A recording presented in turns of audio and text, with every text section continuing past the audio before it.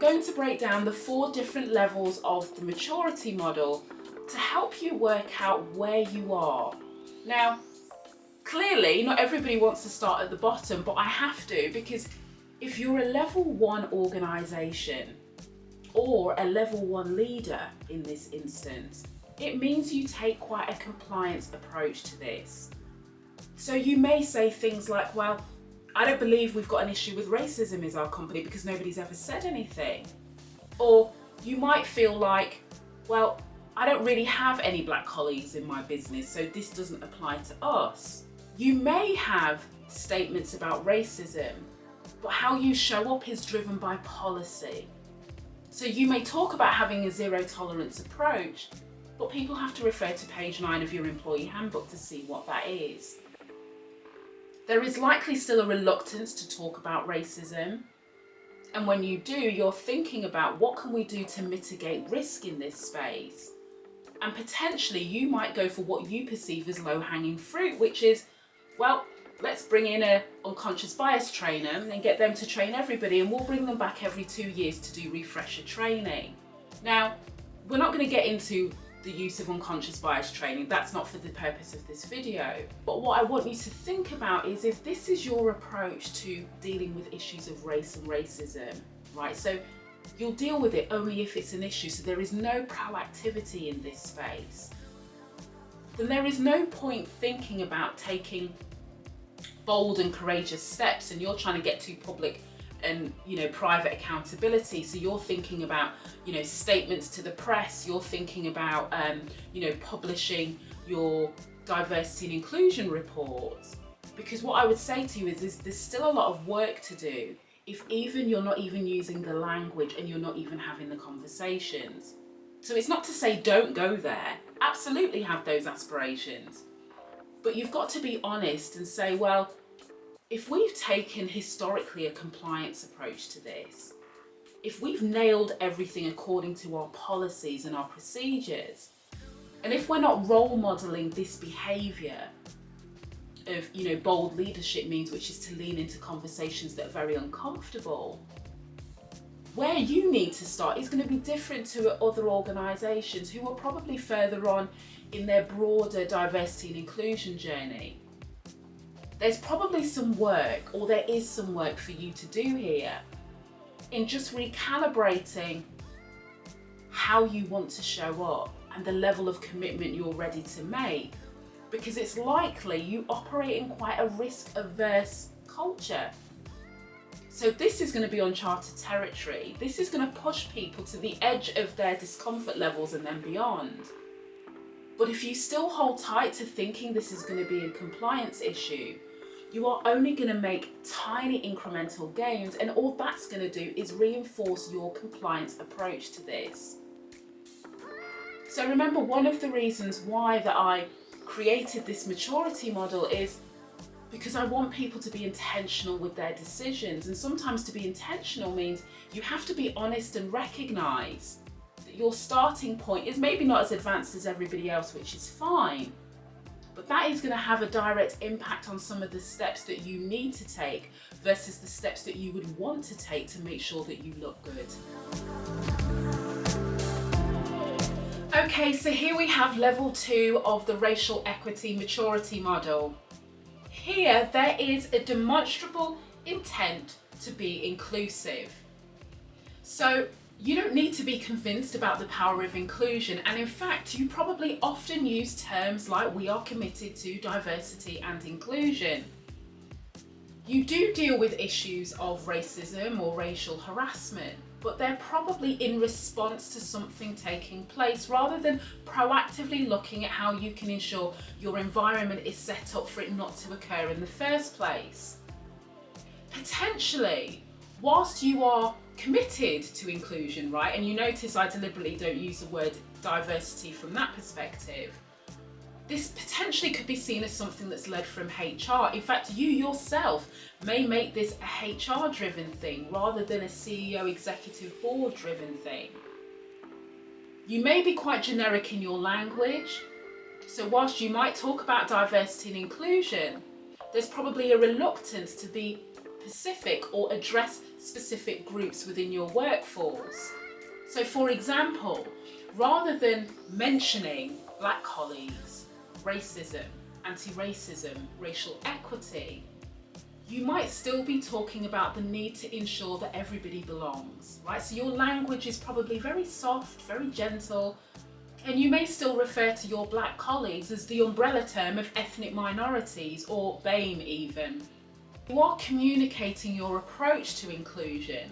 It possibly follows standard rhythms and routines. So think on the back of engagement surveys, or when you're taking pulse surveys, for example, or as a response to something happening in wider society where you feel like you have to say something. And potentially what you're doing is reaffirming or reconfirming your policy stance on this, rather than getting into specifics about what you intend to do differently. Now, another thing to think about if you are in this level is it might be a case of do as I say, not as I do, because there's a reluctance to address how there are leadership behaviours that may be perpetuating racism. So again, not only are you potentially kind of pushing this onto a HR thing, there is a case of, well, you're protected, meaning some of the things that you're talking about in terms of what needs to change affects everybody else apart from you or your executive board. You also have to acknowledge that how far is there still some discomfort about prioritising black colleagues, you know? And are you worried about being so specific that that exposes you as an organisation? This is how you feel, by the way. This is not my view on this, clearly. But these are some of the things you have to work through, because the reason why this is a level 2 type approach, because many people will think, well, an intent to be inclusive, that's got to be higher. The key word is an intent. There's not enough action. This is the difference.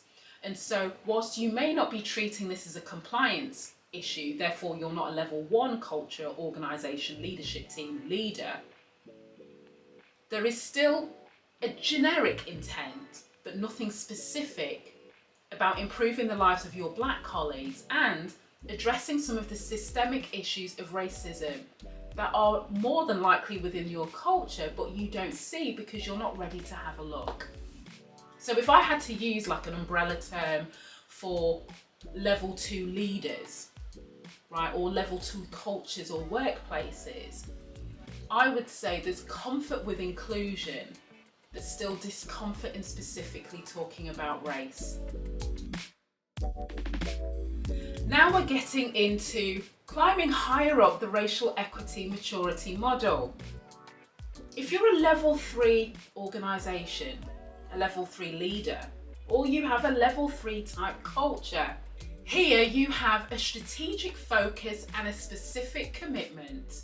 So what this looks like is inclusion and diversity, if we must include that, is very much driven by you and your board teams. Now, whilst HR might be used as enablers or to execute your strategic plans or operational focus, this is very much a you thing.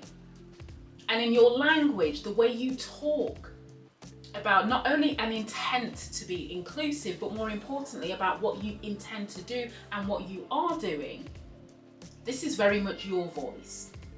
Now, you probably are a little bit more proactive when it comes to race and racism. And what I mean by that is there is already conversations happening. This is more than just bringing in a speaker to come and talk about racism. This is about you've unlocked the ability for as many of your workforce as possible to lean into these conversations. You may have held listening forums. You may have already committed to some sort of plan, or publicly you've also expressed a need, an intent, an ambition or an aspiration to do what you can to advance racial equity, but more importantly, to make sure that you eradicate racism and you focus on eradicating racism within your company cultures. Now, your language will be specific here. So you are now moving away from just grouping your black colleagues together as, from ethnic minorities or BAME, and you're now speaking specifically about black colleagues. There is still some discomfort though in terms of what does this mean for everybody else, and there's always that worry about, are we doing too much? Are we edging too far into this, when particularly if you're focused on what your other peers in your wider industry or cross industry are doing. Now, that's not so much holding you back, it's just raising question marks in your mind.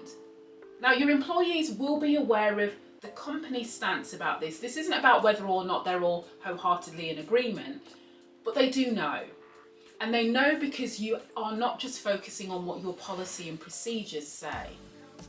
Now, there is some proactivity in addressing issues of racial harassment or racial discrimination, in that you're not only dealing with it, you're not only having the conversation when something happens.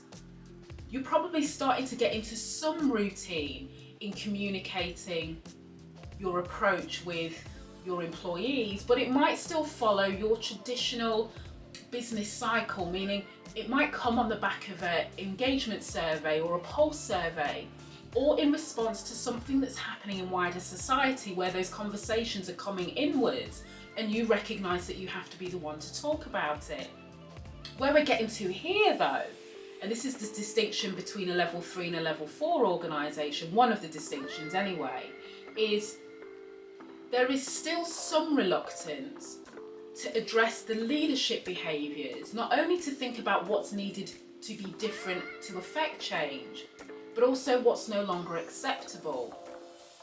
You may still feel worried about how you can, what feels like all of a sudden, hold your leadership teams to account, particularly if you haven't been as proactive in dealing with issues of racism within your company. And you might still be thinking that generally you have very nice board members, do you know what I mean? You have very nice senior leadership teams, and it still worries you that potentially you're going to demonstrate a cancel culture if all of a sudden you stop accepting behaviours that previously you used to accept. So it's applaudable that you are focused and you are committed. But the key thing that's missing, if I was to again use an umbrella term for a level 3 organisation leader or culture, is accountability, both public and private. Going into the holy grail of the racial equity maturity model is level 4. Now, what's really interesting is I'm not sure this is as aspirational as traditional maturity models are, right? Not everybody is comfortable being a level 4 organisation in this space because it means public and private accountability. It means not only being able to walk the talk, so yes, there is board ownership and accountability. There are specific plans in place to advance racial equity. The language is very specific and very intentional. You are communicating to the external world your approach and why, and there is a plan. So you actually will have an anti-racism action plan or a racial equity plan. You will also, and this is again a distinction for a level 4 organisation, expect that your supply chain, the partners, the people you collaborate with, your suppliers, also adhere to a different standard of ensuring they too are advancing racial equity within their organisations or their companies. So you will be setting expectations not only for your employees, potentially not only for your executive board, but also those other people who sit within your ecosystem that support you. And possibly this might be as so far as asking to see their own inclusion reports or asking to see their anti-racism plans or racial equity plans. Or you're setting a standard to say that if you want to work with us, this is what you will need to do as a bare minimum in this space, because that's about you using your influence to positively affect change within your supply chain, within your partnerships, within collaborators, as positive pressure to get more people to make change and commit to action. So the level 4 organisation is getting into regular rhythms and routines of communicating. So there will be specific comms going out to employees, but there will also be regular communications going out to their investor community and other stakeholders, and not just a reactionary way, so on the back of an earnings call, for example, or because one of the shareholders has said, actually, you know, we need to see what your plan is. So there's a proactivity there that organisations in other levels just don't have. All is not rosy at level 4, but the only thing I will say, if you feel like you are in that space, so you're already doing internal and external, you've already got very clear accountability at your board level, you're very clear on your language, the rest of your organisation and your wider ecosystem understand why you're doing this, is you just want to make sure you're centering and amplifying your Black colleagues, and you're not putting so much energy to make sure that you look good externally, because you are doing things, that all your energy and all your resource and all your effort is focused there, rather internally, which is about ensuring that the experience of your Black colleagues is drastically improved, and that there is enough energy and attention going into reviewing the way you do things, both informally and formally, that potentially can perpetuate racism. Because where I see that there's a bit of a question mark, if the outside presentation of what you're doing doesn't quite match the experience of what your colleagues are going through on a day-to-day basis. So just to summarise this kind of level 1 to level 4. So remember, we had level 1, which is compliance issue. So you treat this like a compliance thing, to be done, tick a box and move on. Level 2 is there's an intent to be inclusive. You know, language will be very generic, all-compassing. We'll probably refer to Black colleagues as still ethnic minorities or BAME, but it's probably driven by HR. And then going back to level 4, there is public and private accountability. And there's some watch outs that go along with that. So the purpose, as I said, of this maturity model is just to give you additional things to think about, because remember I said at the very, very beginning when I did the intro video, right, that this is about being intentional. This is about every single time, because when you start to think all of these things through, one of the things that you'll realise is this is no different to a usual cultural change programme. The difference is we're dealing with one of society's deepest taboos, so it causes a level of angst that's not seen in traditional transformation projects, as an example. But secondly, when you have a bit more of a structured approach to this, you know, when you're looking at data, when you're thinking about taking action in a logical way, that's kind of where the 4-factor race model comes in. 1, it's not so scary, but 2, you can actually be seen and really treat this as a strategic business imperative, not a charity cause. You know, you can have measures. You can have measures that fit into wider ESG frameworks. You can have measures that satisfy your investor community or your key stakeholders. But you can only do that if you approach this in the right way, and you ensure that you have the right resource. You ensure that you're taking people on a journey, that you walk before you run, that you don't get caught up in becoming a level 4 organisation purely for how it looks externally. And most importantly, that you're focusing in on the individuals that are mostly impacted by this, and that's your Black colleagues. Because the second you start getting distracted by everything else over there, you're heading into performative arenas, as I like to call it. And you're more likely to make tokenistic initiatives or tokenistic decisions, which can eradicate everything that you may have publicly said, which also erodes trust. So I hope that helps. One of the things that we have to help you just work out where you are and what you might need to do as an immediate step, and just give you some advice, is our inclusion and equity test. So it's only a few minutes and you get a customised report on the back of it. So rather than you having to remember every single thing I've said in all of these videos and connect it all together, if you answer a few questions, click submit, you'll get a report in your email that will highlight where you are, not in relation to the levels because it's not about that, but it will just give you some things to think about in terms of people, culture, your processes, and where you might want to start before you kind of jump all in, you know, diving into the swimming pool of anti-racism and racial equity. It's like, hang on a minute, think about some of these things first. So as always, there's a link below, but I hope that's helpful, and thank you for listening, and I'll see you again next time.